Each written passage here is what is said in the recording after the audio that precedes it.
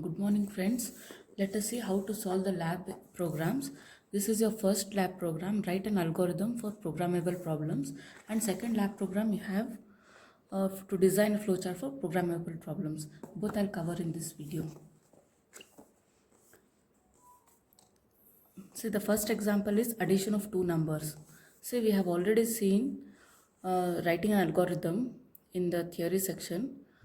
Step 1 will be the start and always the final step will be stop. In the middle we are writing here. Declare, say addition of two numbers, you should have two numbers. So first you declare variables number 1 and number 2. And then to store this result, you will declare another variable sum. So three variables you declared. Then read values means user should enter values for num1 and num2. Read values num1 and num2. Then add num1 and num2 and assign the result to sum. Num1 plus num2 is equal to sum.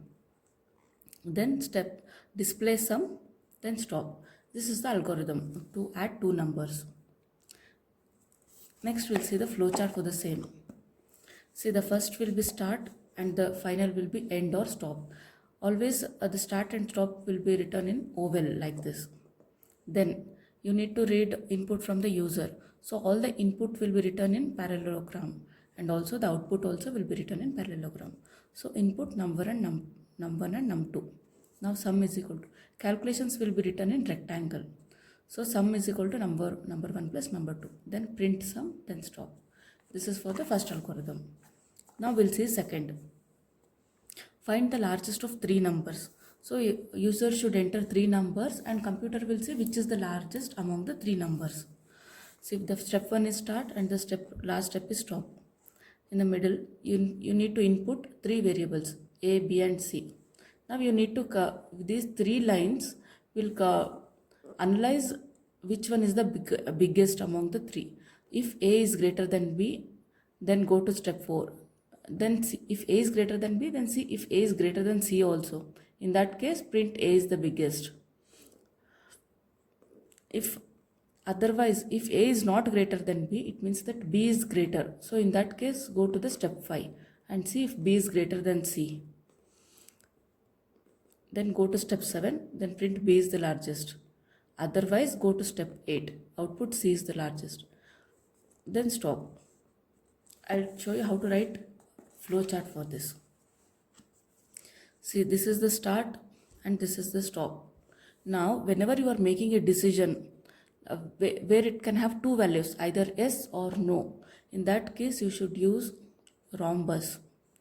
So it will have two outputs. So in this condition do this, in this condition do this. So kind of two outputs you have. As usual, here we are using parallelogram to read the three numbers. Read A, B, C. Now this is the decision making. Is A greater than B? Yes. Then see if A is greater than C also, then print A is the biggest. If A is greater than B, no. A is not greater than B, means B is greater, then find if B is greater than C also, in that case print B is the biggest. Otherwise print C is the biggest. So these three, then stop. No, whatever is the condition, final step, stop the flowchart. Then the third one is calculate and print sum of n numbers. So user will input some numbers, say some 5 numbers or 10 numbers. So here the sum, initially I am assigning sum as 0 and then I am taking two variables, sum and I. For that I also am assigning 0. Then I want to know how many numbers user want to input, that is 5 numbers or 10 numbers, whatever. So for that I am giving another variable n, and n will store the number. Then repeat steps 5 to 6 until I is equal to n is reached. It means initially the sum is 0. Now for 0 you will add the first number, whatever the user inputs. That number becomes the sum.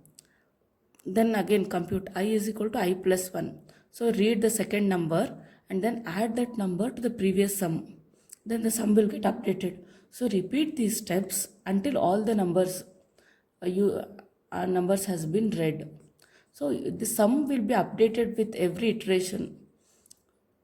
Now you have print the final sum and then stop. So we'll see flow chart for this. So this is the flow chart. Here you have start and stop. Then assign sum is equal to 0 and I is equal to 0. Then read the limit of number n. Suppose user has 5 numbers which you need to add. 5 numbers. I is equal to n reached. Initially I is 0 and n is 5. So no.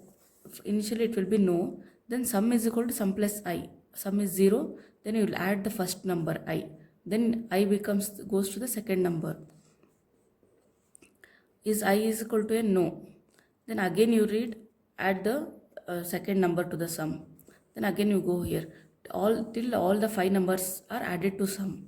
Once you have added I is equal to n, yes, then you'll come here and print sum. Whatever was stored in sum, that will be printed here, and then stop.